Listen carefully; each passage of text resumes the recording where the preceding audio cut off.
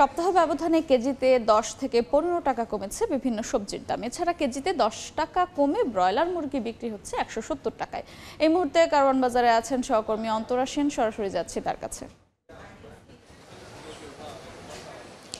সাপ্তাহিক ছুটির দিন শুক্রবার আজ, আর বরাবরের মতোই কিন্তু বাজারে ভিড় কিছুটা বেশি, তবে বেলা বাড়ার সঙ্গে সঙ্গে কিন্তু কিছুটা ভিড় কমেছে।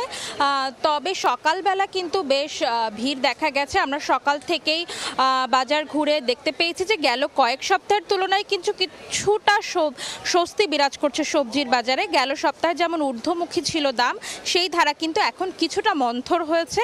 এ সপ্তাহে কেজিতে 10 থেকে 15 টাকা কমেছে সবজির দাম। এখানে প্রতি কেজি গোল বেগুন কিন্তু বিক্রি হচ্ছে 80 টাকায়, যেটি গেল সপ্তাহে ছিল 100 টাকা কেজি। করলা বিক্রি হচ্ছে 60 টাকায়, পটল 50 টাকায়, বরবটি বিক্রি হচ্ছে 50 টাকায়, কাঁকরোল বিক্রি হচ্ছে 80 টাকা কেজি দরে। বিক্রেতারা বলছেন চাহিদার তুলনায় সরবরাহ কম থাকায় গেল সপ্তাহে দাম বেড়েছিল সবজির, তবে ধীরে ধীরে সরবরাহ বেড়েছে, তাই এই সপ্তাহে কিন্তু কিছুটা স্বস্তি ছড়াচ্ছে সবজির দাম। তবে এদিকে মুরগির দামও কিন্তু কমেছে, 10 টাকা কেজিতে কিন্তু কমেছে ব্রয়লার মুরগির দাম। এই ছিল রাজধানীর কারওয়ান বাজার থেকে বাজার পরিস্থিতির সর্বশেষ খবরাখবর।